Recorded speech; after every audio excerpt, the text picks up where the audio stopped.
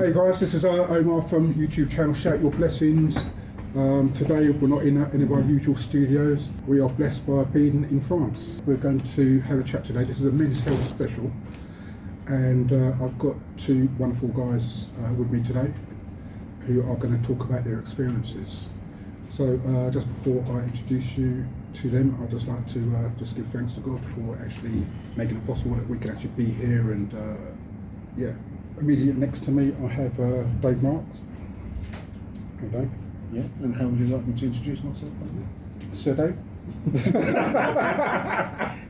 Lord Sprinter. So yeah, Dave Marks and Richard Peterson. Yeah. Yes. This health special is about prostate cancer, and obviously we've all heard, well, I'm assuming we've all heard about it. It affects a lot of, it affects the black population more than it affects like the Caucasian. So for Caucasians it's, I think it's 1 in 8. 1 in 8, and for black and darker skinned people it is 1 in 4. 1 in 4. Yeah. So, and it's a silent killer. It is a silent killer. I mean, best case scenario, you catch it early, you're great. If you catch it late, you could use your sex life. If you catch it really, really late, you can die.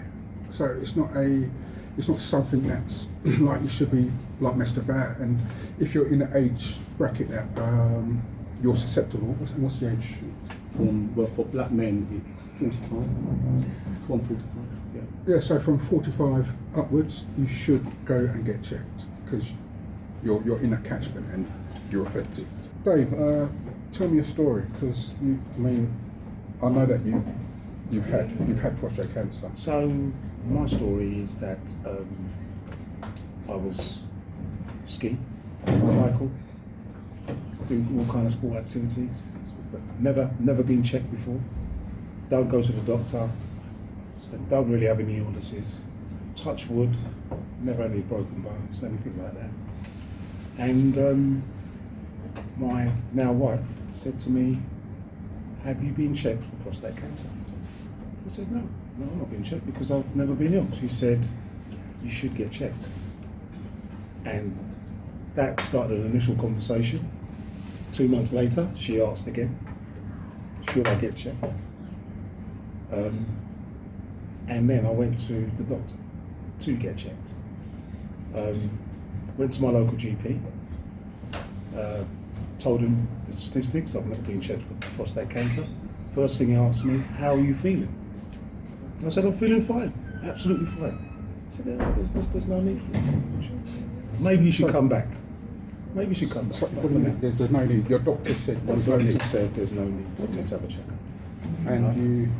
And I went home without having a checkup, and that wasn't a very good position for me to be in, because my wife was not impressed I've never been impressed. and said I should have insisted that I had a checkup. Okay. So subsequently I went again and was told the same thing again, and decided to go private. So I went private and had a complete MOT. So you're saying that you went twice and your doctor Yeah. basically said, "No, you're fine," without even... Wasn't keen on even doing any checks. And at the time, I didn't know what those kind of checks should be, right? So I was pretty ignorant of it at the time. So I wouldn't be able to insist on what to check. Okay. I just said, "I have prostate cancer. Can I have a checkup, please?" How was you feeling? I mean, did you have any symptoms? I didn't have any symptoms whatsoever, none whatsoever. Okay, so just for our audience, what are the symptoms of prostate cancer? So the symptoms you get is you'd want to go to the toilet more, so you'd want to urinate more. That's the early stages, but that's still not aligned to prostate cancer. That's just one of the symptoms. And is that because of the enlarged prostate. Yeah. Right, so in layman's terms, so the prostate's your gland, and what happens is it actually sits on top of your urethra. So so that's the tube that you actually urinate with. And as we get older, that gets bigger. But if it starts to get like to a size where it's a problem, it squeezes on your urethra. So therefore, so when you urinate, you get like a thin well, you start, stop. It's a week P stream. Yeah. So, Yes. so that's an early sort of like a warning. Yeah, it is. It is. But so for me, I had an MOT. I went private, paid substantial amount of money for that private check to check everything. Okay. That was diabetes, cholesterol, everything. And off the back of that, they said that my PSA was slightly higher than average. At the time, it was about 3.5. What's a PSA? So a PSA is an indicator as to whether or not you will have prostate cancer. Okay. Okay. And that's the first sort of indicator that they would use as a measurement. So typically, your PSA would be in and around, or between 0 and around 2.5. 3.5 is something not to be a major concern, but it does invite the opportunity for further checks. And you were, what was your? Mine was 3.7. So just just about. borderline. Yeah. Okay. So from there, I was referred to a specialist, and the specialist then did some further checks, and then recommended that I had an MRI scan. And all this was in sort of timeline terms. I went private in May, had the specialist check me in July, had an MRI scan, recommended the MRI scan in October. They said that there are areas that they've got concerns of, areas of concern that needs to be checked further. And I had a biopsy in the November and was diagnosed by December. And it came back positive that you Yes. got prostate Yes, cancer. I've got prostate cancer. And so when so the doctor told you this, It's a specialist by that time. okay. Because this time I've not gone to my GP at all. This is all private, right? This has all been private at that time. And then I was referred to a specialist who gave me some options to do. So just stop. So you've been told. So you feel fine. You're absolutely fine. Yep, still fine. And you guys know that, like, this man is fit. You know what I mean? Cycles, skis, runs. You're fit. Nothing wrong with you. Yep. So you've been told now that you've got cancer. I mean, how do you feel? I mean, what effect did it have on you? When I was invited to go to the specialist who said that he had my results, one of the telling things he said to me was, I advise you not to drive. Get someone to drive with you when I tell you what the outcome is. So when he told me the outcome, I was in complete shock. Because because I didn't understand. Even to this day, I don't understand, really. So because no symptoms? No symptoms? None? Nothing? None. Okay. None. The one thing that he said to me as well, he said, don't drive home. He said that my PSA was not growing quickly, but they do need to do something. They gave me options, and I know we'll probably touch on it a bit later, but depending on your health, depending on your age, the options changes that are offered to you. So I was offered chemo, I was offered an operation procedure, or I was offered, what's the third? Radiotherapy. And hormone. And hormone. So chemo, radiotherapy, and hormone treatment. Yeah. Okay. Yeah, but you don't always get those choices. So if you're not in good shape, so I suppose it's a bit like COVID. Like when people were dying, they said a lot of people who died during COVID had like underlying health issues. Mm-hmm. So it's the same sort of thing. If your body's not in shape, if you don't look after yourself, you're more susceptible to these diseases and cancers, I suppose. Yeah. Yeah. Okay. You opted for what I did you opted do? for a procedure, Okay. and one of the first things I said to the doctor, by the time I was diagnosed in December, I just said to him, if I have the procedure, when can I ski? Okay, the important things. So he came back and said to me, because it's so slow growing, you could go skiing, and after skiing you could have the procedure. Okay. Yeah. But the radiotherapy is a different treatment, and it goes over a longer period of time. A procedure takes half a day. Right. So obviously, you was told, and it had an effect on your life. Even now, you can't quite understand why you're in this situation. I'm classified as a cancer survivor, so I get checked every 6 months now for the rest of my life. And so it's affected your life, obviously. Not well. Not now. Now that I've had the procedure, now I've recovered completely. I could do everything I could do before. I can now do. Okay. So obviously you're not alone. You're married. I mean, how did this affect your lovely wife? My lovely wife was very supportive, extremely supportive. I'd expect that. I'd expect that. I think she was more worried about how I would manage it and how she would take. She was there to support me through this, and she has done. Okay. Hello, Richard. You've been a bit quiet over there. So, Richard, I mean, you've got a tale to tell as well. Yes. Well, my story actually leads on from then, because when skiing, we was on the ski lift chair, and he said to me that he's having a procedure to have his prostate removed. So you were skiing? Yeah, he was skiing. Yeah, skiing. So this yeah. is so. Yeah, no, go on. So when I said I was having my procedure after skiing. Yeah. So while we was skiing on the chairlift, I was told Richard. Okay. And that's how, because I told him I didn't even know what the prostate is or was really, or ignorant of it. You know, so when he told me, and he said, you know, I've had been checked, I said, well, no, not really, been checked. So when I got back to the UK, I went to my GP, and I said, you know, can I have a PSA? And he went, well, you're a bit young for that, you're a bit young. And I went, well, I explained my friend, he's having the procedure, and you know, one in 4 black men has the disease. So maybe he took just found in his chair, checked my ID. Oh yeah, you're in your you're old enough. 50, yeah, old enough just about. And yeah, so he sent me away for my PSA, and then maybe about a week later, it was on a Saturday.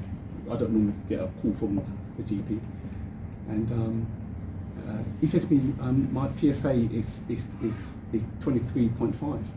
So, So and the way you're talking, he said, have I got any symptoms? Or am I okay? And I was going, yeah, I'm fine.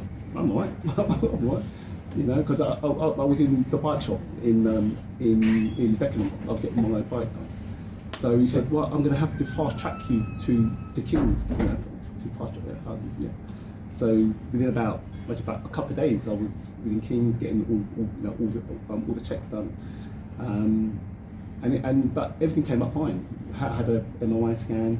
They said maybe it's an infection was causing the PSA to be was high. Mm-hmm. So just to yeah. check, just as a stop. So yours was 3.7. Mine was 3.7. And moving slowly. And moving slowly. And yours was 23. Yeah. Yeah. And you're still standing. Yeah. When he told me, I'll never forget it. Richard called me. I was on a train going into Blackfriars. I had to sit down because I couldn't even speak. So I don't know how he's able to tell me that. I don't know how he's alive. So when I spoke to you before, so I did a pre-chat with these guys just to get a bit of detail. You mentioned guilt. You mentioned feeling guilty. What was that about? Well, what do you feel guilty about? I don't know what we discussed in what context, but I just couldn't understand how I could be 3.7 and Richard could be 23. That just doesn't register with me at all in terms of the level that of PSA he's got, and he's still alive. But I just felt fortunate that I was able to alert him. Oh look, Definitely. I mean, as you guys know, I mean, the channel, this channel is Shout Your Blessings. It's all about blessings, and like it's not a coincidence that you were both on a lift. It's not a coincidence that you told him. You know what I mean? And so, I mean, I said you had a low level. You had it done. I mean, if you didn't, if that interaction didn't happen, as I said, Rich was ignorant to it, and would have most definitely spread. And you know, and that's how, for me, that's a blessing. That's how God moves. You know what I mean? It's, you put you two together.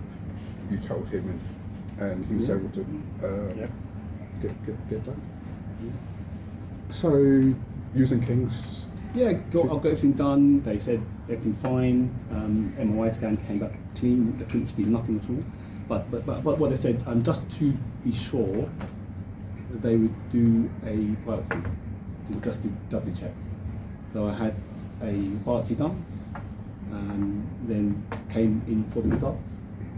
And because I thought they could say, yeah, antibiotics, and they said I've got an aggressive cancer. And I want to check, ensure it's not spread to my bones and stuff like that. So I had a number of tests, like it's called a PET scan. Yeah, PET scan. Where you put this sort of blue dye in and check to see if there's anything has actually spread. So it's just a full body scan. Yeah, full body scan. Yeah. Full body scan. Okay. And luckily enough, it hadn't. Well, it did. So I had. So again, the same options. So I went for have it removed. So had it like so obviously had it spread into your bones, what would that mean? Then I would have to have either chemo or radiotherapy with hormone. Yeah, because it would make any sense removing it. It's already spread. Right. So you'd have cancer. Yeah. It was then. You see your bones is outside. And you were talking. I think you were saying you was at a bike shop and you got the news that you had a high PSA level. I mean, how did you feel? I mean, you know what? You know, it's just like being hit with a glove. Well, to be honest with you, I didn't actually really understand what it actually meant. To be honest with you. I didn't, cause I didn't know about the levels at all. I didn't know. So when I went home and I told Lara, my wife, she looked at me. I think she knew what it actually meant. I think she knew, but I didn't really, I didn't really register. Okay. It's only when I've done my research and looking at the Gleason level and stuff like that, then I've got to sort of understand what it actually means. So so I had the seizure, and then I had a PSA check after that. Then it went down, but then it started to creep up again, which meant that even though they've removed the prostate, there's still something there. So that's why you had the treatment every. Yeah, well, the following year I had radiotherapy. Okay. I had a 6-week course, and then it went down, but it is creeping up again. Yeah. So yours is actually kind of not buoyant, but it moves up and down. What they said, if the trend continues, I'll have to have another course in November. Okay. And yourself, is yours moving or is it steady? Mine's not registering at all. So Okay. far. Okay. Wow. So, a similar question I asked Dave. I mean, how did it affect your wife? I would say I was shocked. I think relatively, as you said, run wide, ski. So it's not something that she expected. But yeah, supportive, definitely. Yeah. Okay. Well, I mean, for me, some very important messages for people, so whoever's listening or watching here, or you guys. I mean, we're all at that age. We are at that age where, we're fit. We tend to look after ourselves, but these little things like prostate cancer, getting these checks. For me, it's a killer. It's a silent killer.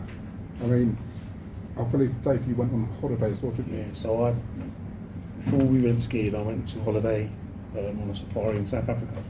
Okay. There was 8 couples there, right? All my brothers and sisters out there. I told them about my circumstance. Sorry, was Martin right? I remember that. You said my brothers. He was busy again. Anyway, carry on. He was very busy. So we was out there. I told him about my procedure, what happened. Advised them strongly to get checked. And out of the 8 of them, 3 of them have had prostate. Right? So far, since I've had prostate, between brothers that I know, it's up to nearly double figures that's had prostate. Yeah. And, Right? and In this room now, and no symptoms. and no symptoms. And it's just, it's worrying. It's worrying. Yeah. I'm the same as well. I've got one close friend of mine, but I told him about my story, and again, he didn't know that. So to say, I had a check done.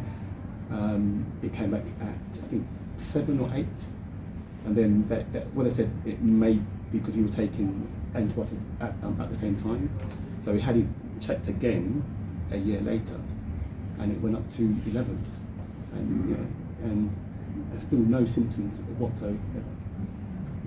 So anyone who thinks that they don't need to get checked, I advise them to get checked, especially if you're black and 45. Without a doubt. And absolutely insist that you get checked. You should insist. And you know, it's a message really for my sisters, my aunts, grandmothers. Talk to your brothers. Get them to get checked. Insist it. Do not let it go. It's so important. Absolutely important. Because as you guys must have realised, if you've watched any of my other podcasts, men, we don't talk. We don't talk. You know what I mean? We just hold it down. We just do our thing. You know what I mean? My old man was the same. He passed away 20 odd years ago. But he used to hide things from my mum. My mum used to have to force him to go to doctors. You know what I mean? So, and I'm not saying we're not as bad, but it's I don't know if it's inherited, but like we've got to stop pretending that, like, boy, it's not there, like that pain ain't there, or that pain don't mean nothing, or if you're not feeling well. And you know what, I put my hat, take my hat to you women, you sisters, you know, who look after your men, your brothers, whatever. Because you guys drive, I mean, you're sensible, you're the sensible one out of the race, you know what I mean?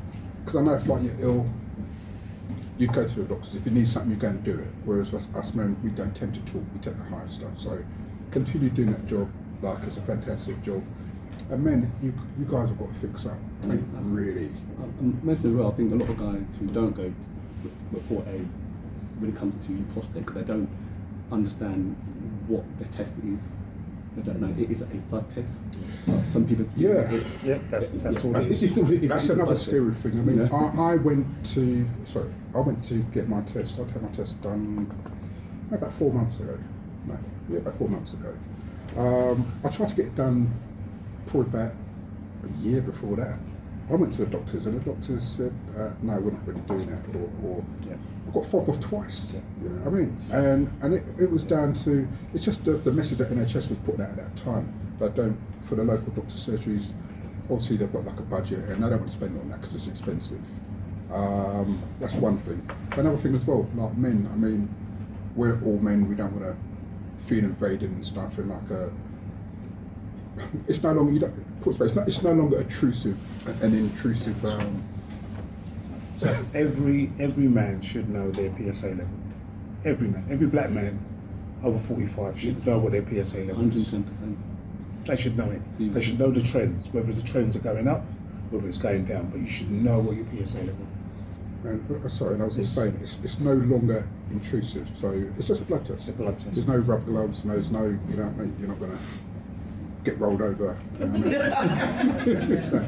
Yeah, it's not about that anymore. Not about that anymore. So get yourself checked. You know what I mean? Just get yourself checked. Get yourself checked. So yeah. So listen, I'd like to thank you guys for taking your time out, because you're on a ski holiday, and I mean, I got you off the mountain a bit earlier You did. than you normally do. Yes. So I thank you for coming down and doing this. So at this point, I would like to open up to the floor if anyone's got any questions that they want to ask, and we can possibly answer them. Clive. What is a PSA? Right. What was it? It stands for protein. Proteins. Is it? I could. Specific antigen. Thank you. Thank Yeah. you. Thank you. And that's to my point. Our sisters know. See, I mean, so yeah, and that's the level. I mean, so that's the test that they do, the level. So you go to the doctor. They'll do a blood test. About that blood test, they'll get a registered rating for your PSA, and they'll be able to tell you that, and it will go to your. I don't know if guys use the NHS app. It'll just go to your NHS. You don't even have to go back to the doctor. Sorry, Clive again. Do we have a reading? Do we have a level? What range we should be in? So it's 3.0. Okay. Zero to 2.5 roughly. 0 to 2.5. Ian. So Dave, did you ever go back to your GP who told you you didn't need a prostate test? I'm a black GP now. You didn't go back to him? No. So are you ever going back to him? No. And I find it quite shocking as well that it's a black GP who should kind of know better. Yeah. So, yeah. Anyway, so Tracy. More than observations, I was just going to add, and it's shocking, I think, that you're both rejected when you first asked. It's the same for my dad.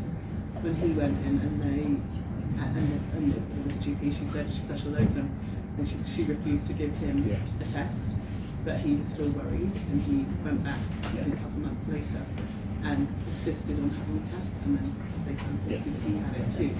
But it's worrying that they're just ripping people off. And that's why the point I'm saying, you have to insist, right?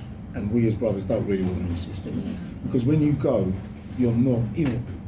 You don't feel ill. So if the GP says to you, you can get it checked later, I'm happy to go out the door.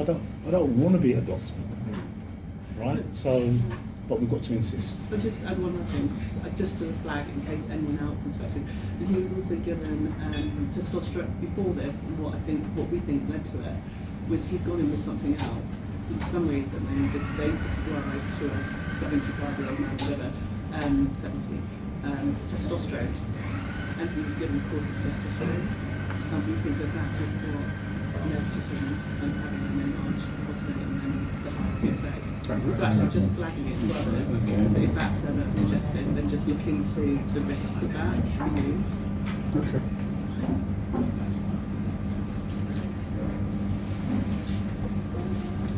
How can we Sandra. educate our brothers to let them know that it's not intrusive, because that is one of the reasons why they do not want to do it, because they feel I'm not a, you know what I mean? So what is it that we need to do? I mean, I know with my husband, obviously he knows, but how do we educate our black men to let them know that it's not intrusive, it's now only a blood test? What do you think we should do as a people, as a community, for our brothers? Well, I'd say, what we're doing now, that's going to go out on your channel. And I think there's a lot of charities that is currently doing it now anyway. But I think you're right, I think it needs to be quite sort of candid to sort of say what it is and what it's not. The actual test itself. Because I don't think, even here, who actually know what the test is? Like, before we mentioned it. Yeah. Who actually knew? Blood test. Yeah. And there are campaigns. There are campaigns being run. It's the radio. I've got a friend of mine who's a radio DJ, and he's been kind of pushing the whole prostate thing, cancer thing, even like women with breast cancer and stuff. So it's for us to get up and do something. I mean, me, like, I'm doing this podcast thing.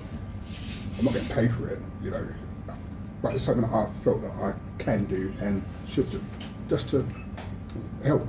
That's all. It's just to help, just awareness. So, you know, so it's down to you guys to basically get up and do something, help your community. Rima. Yeah. I just like to thank Richard and Dave for sharing this with us, and also to obviously Omar for facilitating it, but also for Ski Fest for creating the space for us to have this conversation with sisters and brothers, so we can actually feel safe in a safe environment. It shows the power of Ski Fest and sort of gatherings like this. That's the first thing. The second thing, I've been having a blood test and a health check for the last 20 years, over 20 years, which PSA was one of the checks they do. And I just looked at it as a routine because I heard about this thing. So I would encourage all men to have a check every year. I have it every year. Luckily, I have a doctor that if he sees anything, he goes, right, we're going to send you here, we're going to send you here. So I was lucky and I had it done on the NHS, and you can have it done on the NHS. You should push your doctor to do it. And just to add to the story, I had my PSA is 3, around 3, I think maybe a bit below. I've got no symptoms, etc., etc. I did have although it's not intrusive, I had an intrusive test because they can feel the size bit. You correct me if you're wrong. I think the prostrate's like an acorn. Yeah. It's like a walnut. A walnut. And he said to me, he said, yeah, one side is slightly bigger than the other, and I want to be absolutely 99. It's 99%, 99.9% that it's fine, but I'm going to send you for an MRI. I had an MRI in December, and the guy, when I came out, he went, I'm sure you want to know what the result is. Everything's fine, it's cool, because they check every little abnormality, and everything's good. But that could change. So yeah, I just wanted to add that to the whole sort of discussion as well. But every man, get checked. It doesn't cost you anything. Insist to your doctor to get checked. Oh, I can see a little hand right at the back there. What's the percentages of getting it? Oh, Good question. jeez. Percentages. All you could say is, for men over 45, 1 in 4 black men are likely to have prostate. So if you look at this room, you count 4, every fourth person, every fourth man in this room could have prostate. Right. Yes. So I have a question. I know that my doctor, we have to, in order for us to make an appointment, we have to ring and we get through to the receptionist and they say, what are your symptoms? So how would you advise, particularly you, Dave, you went to your doctor, you, maybe it was an in-person consultation, and he looked at you, asked you, could see that you're a fit person, sent you away and said you don't need it. And so for a fit and healthy, very sporty individual who is on the phone to the receptionist, well, I don't actually have any symptoms, I want a PSA, and they just shut you down. How do you navigate the system so that you can insist? Because in practice, it's very difficult. So you can have a consultation at your GP, and you should insist that you can have a consultation. And at that consultation, that's when you ask for the PSA. But in your situation, you were refused twice and had to go private. But at that point I was ignorant. Now we're educated. I'm saying to you guys now, when you speak to your brother or your partner, when he goes and says that he should have his PSA, you could tell him that 1 in 4 black men are metallic, that's why I'm here, and you can insist on it. You should actually insist. That's the lesson for me that I've learned. I should have insisted. Can I jump in there? So I had my GP say exactly the same thing. The question was, why do you think you need it? And I knew these statistics. As soon as I gave my GP these statistics, she said, fine. So there was no argument after that. And I'm hoping that would be the same for everybody, but you need to know these statistics if you're gonna, if you're gonna. I'd be very surprised if our GP don't know. My GP didn't know, Well, and this was 2 years ago, and my GP didn't know. But once I told her, she said, "Fine." Clive, you wanted to?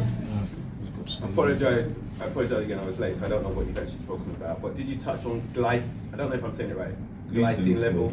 Gleason level. Did you touch on that? Well, I knew what mine was. I can't remember what it is now, but I think it means the is it the topic of the level of gradient of aggressiveness. of cancer. Yeah. Maybe someone in God can explain it. So just out of this. Yeah. Can I just say something? I think you're giving GPs a little bit it's too much leeway. I mean, no GP wouldn't know the statistics. So if your GP doesn't know the statistics, you should be looking out for GPs who do know the statistics. And that's a problem. Why go to somebody who doesn't know your statistics? You know, and this is very, very, everybody in the world knows that black men suffer more with prostate cancer. And all doctors are actually taught that. And we all know the statistics. So if your GP not to know it, that's negligent. It really is. I'm so sorry. So let me just say something. So just on this point, right? So I've been having my prostate checked for 20 years. How I ended up having mine done was there was a thing on TV about prostate, but it wasn't specifically about black men. It was just a prostate thing. And I decided I was nearly 40 then, I think, and I just decided I'm going to my GP. I'm going to have a prostate test, and I just think I need to have one. And my GP said exactly the same thing. Why do you need to have it? You're not 40. I think the age then was 45 that you could start having it. But I knew the stat, and I just said 1 in 4 black men have it, and I'm determined that I want to know what the situation is, and they allowed me to have one. In those days, though, they didn't do the PSA. The PSA is a relatively recent test, right? So that was intrusive. But I had one every year, and I probably didn't have one in the last couple of years, but I've had one this year. It is important that people understand that you have to insist. But I also think that part of the challenge is people now know what prostate cancer is. They now know it's worthwhile having a check. People make decisions about whether they're going to have one or not, but they know that there is a test out there. What people possibly don't know is so much about is what is life like after having prostate cancer? Because that's the next bit that we really need to educate people about. Because we all know what the prostate does and why it does it and why it's important. But not necessarily everybody knows what life is like when you don't have one, yeah? And how much does that impact you in your normal daily living and function. Okay, I'm going to take 2 more questions, and we're going to have to wrap it up. No worries. Lifestyle. Is there any sort of recommendation in regards to lifestyle outside of exercise, more of food intake? So, example, they say people that, well, not people, but people of colour, they eat too much meat. Sugar, we know that sugar kind of feeds cancer. So there's the no lifestyle. definite link Outside of with- exercise, just more There's no intake of food. definite link with lifestyle at the moment, except that Sorry, say it again, please. there's no definite link with lifestyle, except everybody knows that smoking increases all cancers, including that's prostate right. cancer. And also lack of exercise and also alcohol as well increases cancers. So smoking in particular increases all cancers. Prostate, bladder, you name it. And obesity as well increases cancer as well. So what about the sugar side of things? I mean, because again, we love sugar, we enjoy meat. But they say that these things kind of trigger cancer, not necessarily just. But that's likely to be diabetes that's going to affect you with sugar. So. And meat increases bowel cancer. Yeah. Sorry. Okay. Can you? Hear a word there. Can you? Sorry. Right. This is actually a GP who's actually speaking. Okay. But Yeah. Yeah. so she, you know what I mean? So she knows what she's talking about. She can, please join. Please sit down. We've only got a couple of minutes, honestly. Come. Take a sample. Okay. I didn't quite finish my first thing about the glycine. So, level. Clive, can I deal with that, right? The first thing you've got to do is get your PSA checked. Once those levels are identified, further checks will identify the Gleason levels. Yeah? And that's where your GP will advise you on what those levels are. But the first thing to do is to get your PSA checked. That's the first indicator for prostate. Good. Okay, there's two more questions. There's Merlin and there's a little man back there. Merlin. On average, for those who've had a PSA test, how long did it take for you to get the results back? A day. I've got mine about 5 days.